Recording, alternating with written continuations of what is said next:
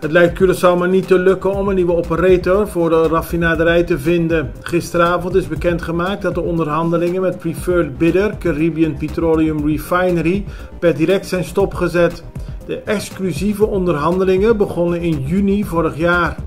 Reden voor het stoppen met de onderhandelingen is onder meer een aangifte die door de Centrale Bank van Curaçao en Sint Maarten is gedaan over vervalste documenten.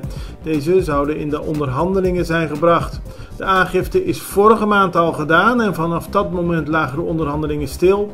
Nu zijn ze helemaal afgebroken.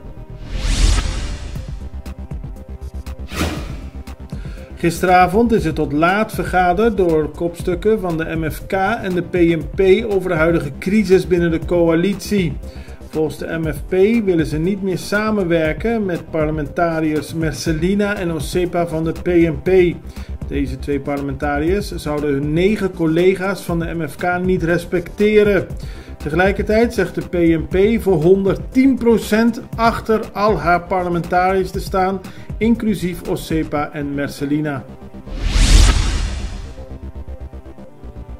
Na Colectra, nós toma tempo para servir ora com mais de comunibo.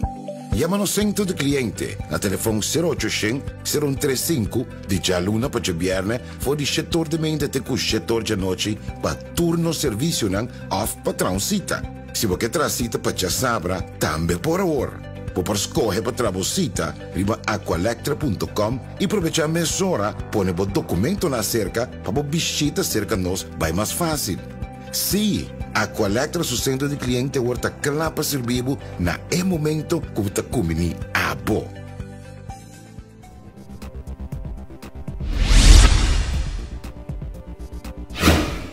Een manager van het Vrijwilligerskorps Curaçao heeft in de periode tussen november 2016 en mei 2022 meer dan $500.000 gulden op zijn eigen bankrekening gestort, van de rekening van het VKC of op bankrekeningen van vrienden.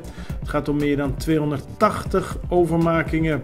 Ook wordt hij ervan verdacht voor meer dan $10.000 gulden aan valse facturen te hebben gestuurd naar Crown Automotives. Eerder bij de politie en ook gisteren in de rechtbank heeft de man aangegeven schuldig te zijn aan alles wat hem voor de voeten is geworpen. In de toekomst moet het mogelijk zijn dat politie op Curaçao computers van burgers kunnen hacken. Op die manier kunnen ze achterhalen of de burgers bezig zijn met criminele activiteiten. Dat is een van de veranderingen die mogelijk worden doorgevoerd, zo bleek gisteren in het parlement. Deskundige Hans de Doelder gaf aan wat er allemaal mogelijk moet zijn als er nieuwe wetten op dit gebied worden aangenomen. De Centrale Bank van Curaçao en Sint Maarten heeft de bevolking van Curaçao opgeroepen op te letten op mogelijke valse biljetten van 100 gulden. Bij twijfel moet het geld niet worden aangenomen en moet de politie worden gewaarschuwd, aldus de Centrale Bank. Valse biljetten van 100 gulden deden al eerder de ronde op Curaçao en nu lijken ze tijdens de carnavalsperiode weer de kop op te steken. Het is al lange tijd een probleem dat op Curaçao auto's worden gestolen of onderdelen van auto's worden gestolen. Gisteren bij een huis in de wijk Cher Assil trof de politie een enorme reeks gestolen auto-onderdelen aan. Het gaat onder meer om bumpers en autodeuren. De eigenaar van het huis is gearresteerd en momenteel wordt gekeken van waar de gestolen auto-onderdelen afkomstig zijn.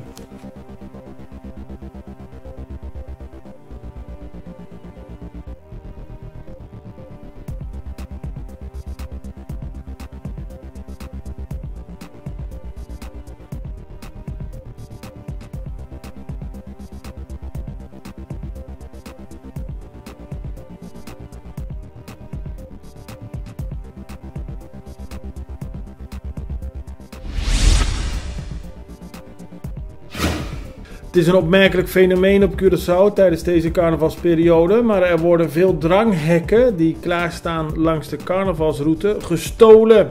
In de afgelopen dagen zijn er bij verschillende mensen dranghekken in de tuin of in het huis aangetroffen.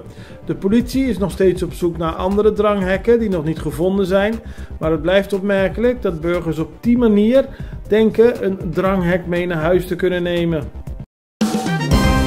Het belangrijkste nieuws uit Curaçao in het Nederland.